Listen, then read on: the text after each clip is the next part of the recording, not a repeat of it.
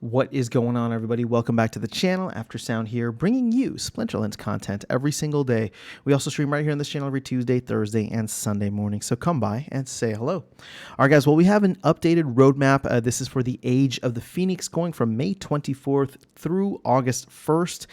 And I gotta say, this is an interesting one to look at. And before we even jump into this, Bulldog shared in Mav Chat the last roadmap, and I thought it would be good to go through it. And he brought up some interesting points. So shout out to Bulldog. You take a look at the Age of the Minotaur, which is March 15th to May 23rd. There's a lot on here, and not much of it was completed. In fact, the only thing was the SPS delegation and the quarterly promo card sale, of which you could say, was Zerial a success or not? I mean, that might be up to opinion. It sold less than 1/3 of the total copies. So, I'll just leave that there and let that speak for itself. But we didn't get replacing CP with the SPS staking that we were hoping for. I'm not sure where we are on the validator nodes, but I think if we had gotten on the testnet, there would have been some kind of announcement for that. We didn't get one-click set rentals or improved experience. Soulkeep, no beta release, no land 1.5. Guild buildings definitely did not happen. We did not get anything else with guild updates either. We got information, but even if you look at the guild power, that was for, well, I guess that's still going to be in this that's still going to be in this current age, or the releases in this current age, as is the huge 5-year anniversary event, which I would say is actually quite successful. So the track record for Age of the Minotaur was not a good one, but obviously a lot of these projects are gigantic or dependent on third parties like Soulkeep. So let's take a look at what the plans are for this next age from May 24th through August 1st. So obviously land, and they've gotten much more specific into land, asset staking, plot clearing, resource production, market and bridging. Oops, that's not what I meant. Market and bridging and land surfing. I guess they don't put the percentages completed anymore. So again, that's what they're working on. That's what their focus will be. And the hope is that we do get land before August 1st. When it comes to ranked battles, you got to replace, or they still need to replace CP requirements with the SPS staking. We know that should be coming, but here's the thing. From my understanding, and I don't think anything was really cleared up in today's town hall, this is Weird Beard's comments in Discord like from a couple of weeks ago, so it could be outdated. Somebody please let me know. It doesn't sound like SPS staking is going to be worked on until after land. So hopefully we get land out still in June. I'm still hopeful that we can get something in June. But the further that gets pushed back, all of this, the rest of this is going to be, kind of on hold. Let's see, ranked battle, we got to replace SPS. And then this is the new one here, tournament entry requirements overhaul. So obviously that's going to go hand in hand once CP requirements are removed. I mean, it doesn't have to necessarily, because I think the cards will still have CP, but at some point I think they'll phase CP out. And obviously doing tournament entry requirements would be ideal. Soulkeep, so the full game release is going to be out. Actually, you know what? Hold up. They did get the beta out between March and May. So you know what? Never mind. I'm going to take it back. On Soulkeep, there was a beta release, although, yeah, I don't think the beta was earlier than March 15th. So we did get the beta release, but we did not get the full game release, and that's what we're getting now. So let me take that back and reel it in. And actually, Bulldog, if you're watching, there was a difference there. So they are shooting for the full game release rather than just the beta release. With new cards, it sounds like there's going to be another quarterly promo card sale. I wouldn't expect that until like August or September at the earliest. And then, this new mini set with brand IP partner, this has been on the roadmap for a while, but we haven't heard that it has actually been confirmed. So to me, I just put that as, a floater on there. When it comes to gameplay, though, this is something new, blocking bots from modern format. And I don't know where we're at with that, although, Weirdbeard once again did say nothing is really going to happen until after land is out. So it sounds like there's still a lot to work on with land. And I'm sure that the team is working on stuff concurrently, but with land, it sounds like there's an all hands on deck. And so my hope is that we do get land earlier in the age than later, rather than later.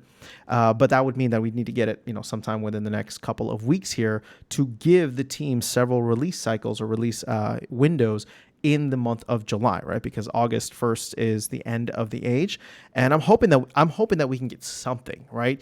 Whether it's SPS staking, whether it's the blocking bots from Modern, I'm hoping we can get one of these two. But again, these are not necessarily the priority when it comes to land, and probably Soul Keep too. I'm sure they want to get Soul Keep out and ready, but that is good. As Weirdbeard said in the town hall, the Double Coconut team handing them all of what they need isn't the end of the story. Like, they get that, and then they need to go ahead and figure out a time, way, and a plan to implement it into the game. And if we look out further into the future, so this is now Q4 of 2023, even though Q3 would still be like full of August and September. So the 10-week sprints or 10-week ages, I should say, are obviously not aligned with the quarter. So there's still going to be like a 10-week or 8 weeks within like August 1st to September 30th. That's going to be part of another age that won't actually technically fall into Q4. But again, we're just looking ahead here, right? So we'll just say beyond August and into 2024. You got Land Phase 2. Which again, I'm thinking we may not see until early next year, unless they decide to prioritize that over the other new game modes, which I think everybody wants the new game modes, or the arena draft mode that has been talked about and teased, and a lot of team members, a lot of community members seem very excited about it.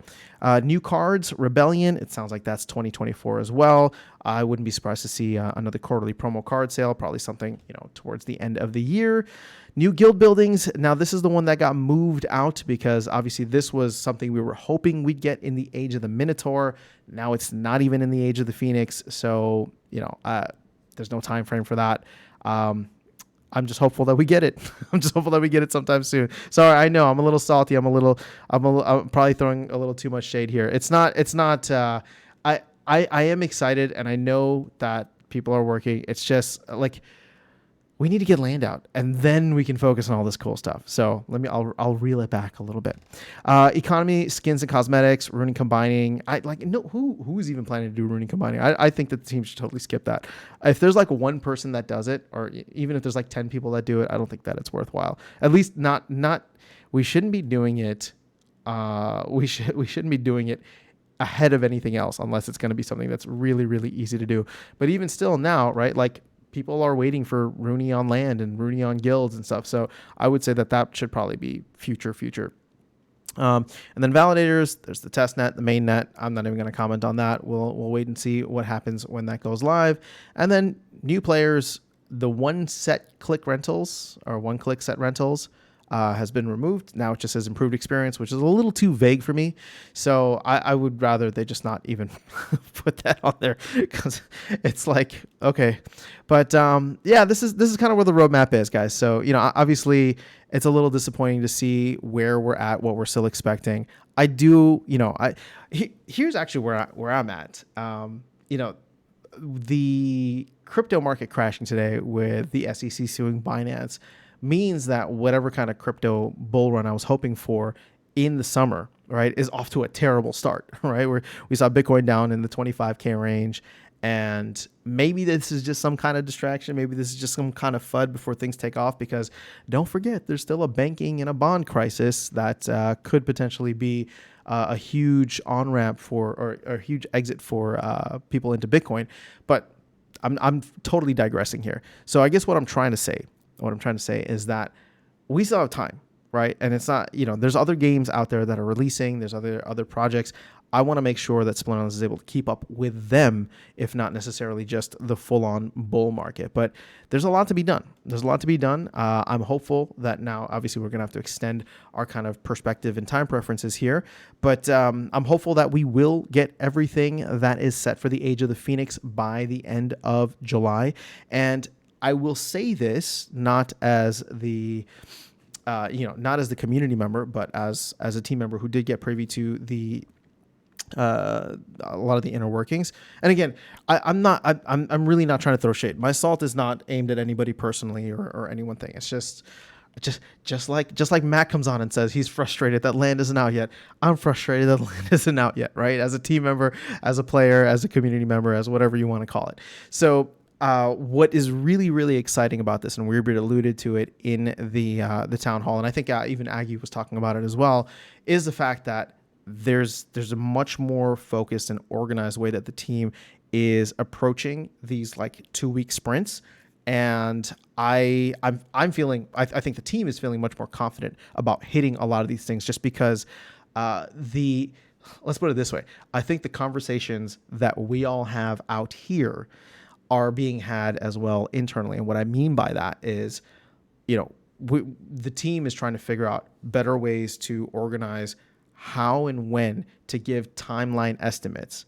And then on top of that, have marketing be the one that communicates that, right? So I talked about that a little bit in the 5 biggest takeaways. So I think from here on out, once we're through land, once we're through Soul Keep, and maybe even through the SPS staking, just because that came out, but that the info for that came out, but then we don't know when the implementation will actually be. Once we get through probably those 3 main projects, I think that community expectations and team communication are going to be much more on point, and that is something that I'm really excited about. So I'm actually quite confident that we're going to get everything that we're hoping for in the Age of the Phoenix by the end of July. But that's still like an extra month that we all have to wait. So hopefully we will have fun playing the game and doing some tournaments and hanging out and all of that. But that is all I have in this video. Let me know your thoughts in the comments below. I'm ready for the salt. I'm ready for the shade. I'm ready for whatever it is you guys want to do in there. I don't know why I prefaced it like that. I just feel like I know, just based on what I read in Mav Chat earlier today, I know what I'm going to get in the comments. So I'm still confident. I'm still excited for what is to come with Splinterlands in the summer, or in, I guess, the Age of the Phoenix. And I'm looking forward to it. So that is all I have. Have an amazing rest of your day. I'll catch you all in the next video and see you around the game. Take care.